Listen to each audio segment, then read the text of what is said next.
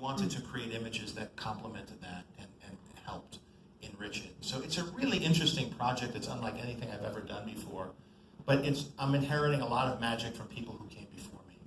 It's amazing. Here's another question from one of our students. They ask, in all of your vast experience in the entertainment industry as an actor, producer, director, what has been the most important and formative for you? I think the most important part for me was having a lot of masters that I could learn from.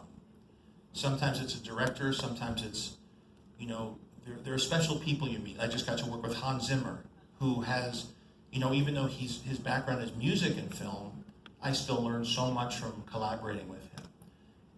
And I've worked with people like Ron Howard and Steven Spielberg and directors that you might not even know that well, a guy named David Anspach, who gave me my first job.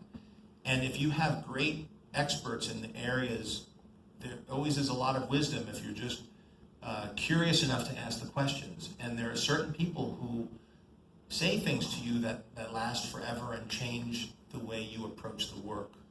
And so I love the experience of having that knowledge passed down to me, to my generation. And I also love, now that I'm working on things where I'm working with people who are less experienced, to try to hand that knowledge down.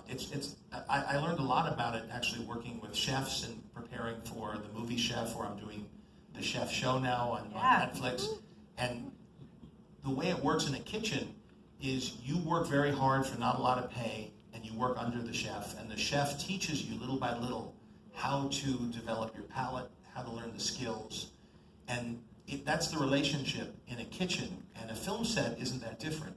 And so I always try to make the time for people I'm working with to understand why I'm doing something, tell them the way that I think, and then they'll come up with their own voice eventually.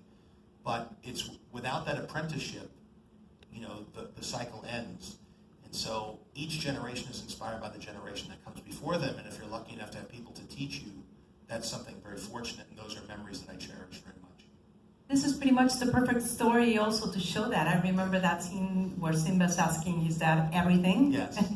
And you said ask the right questions. So what would you tell the students in the audience, and even my fellow reporters and journalists and friends that are here, how do you find the right questions for a creative process? Well, this is a very interesting time to be in the place that you are. If you're students and want to be in film, film is changing so much. Part of it is difficult for the older generation to look at, because we're used to going to the movies every week, and there's all different types of movies, and now there's so many different ways to see stories on screens. There's phones and iPads and computers and streaming services and television, and there's wonderful work being done on all those media. And so movies are just one part of the equation. But it's a wonderful time to learn how to tell a story, because you don't need to do it on a big screen to start. You could develop all of your skills inexpensively with your phone, and you could upload it or share it with friends or send it around. We work with Donald Glover, who plays Simba here. The way he broke through is he put little films on YouTube. And that eventually turned into a career as a writing for television, and into having his own TV show, and now being a movie star and a great musical performer. So all bets are off now. It used to be that you had to follow a certain path to get an opportunity. But now you don't have to wait for anybody to give you permission. You can make your own stories now, and groups of you will start working together. And it's those groups of people that you'll have relationships with all the way throughout your career.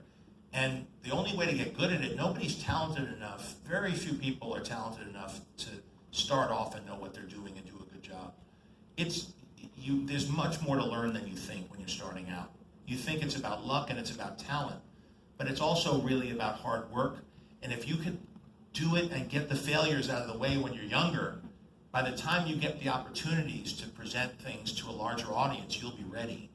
And it's that experience that's going to set you apart, and that hard work. And then you can bring your talent, your voice to that.